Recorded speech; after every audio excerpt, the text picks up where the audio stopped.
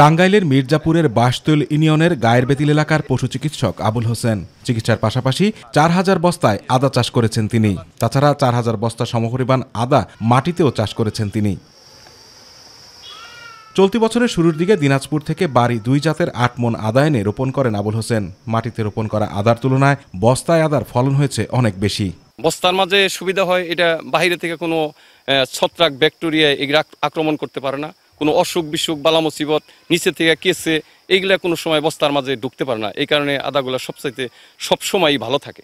মালিক দয়া করলে এই বছর পরিমাপে ৮,০০০ বস্তার মতো করছি। যদি আল্লাহ দয়া করে তাহলে আমি সামনের বছর ২০,০০০ বস্তার মতো আমি একটা উদ্যোগ নিয়ে রাখছি। বস্তায় আদা চাষ করা যায় এমন বিষয় জানতেন না স্থানীয়রা। আবুল হোসেনের এই ফলন দেখে এই পদ্ধতিতে আদা চাষে ঝুঁকছেন তারা। ৫০-৫৫ বছরে এরকম আদা দেখি নেই যে বস্তার মধ্যে আদা হয়। আমরা দেখি আগামী চান্সে রোয়ার নিয়ে ব্যবস্থা করতেছি। এইরকম আদা চাষ আগে পর্বে কখনো আমাদের পাহাড় অঞ্চল আসে নাই, এই সর্বপ্রথম আসলো। তবে আদা চাষ দেখে খুব ভালো লাগলো। এই পদ্ধতিতে আদা চাষ করার জন্য আমিও উদ্বুদ্ধ।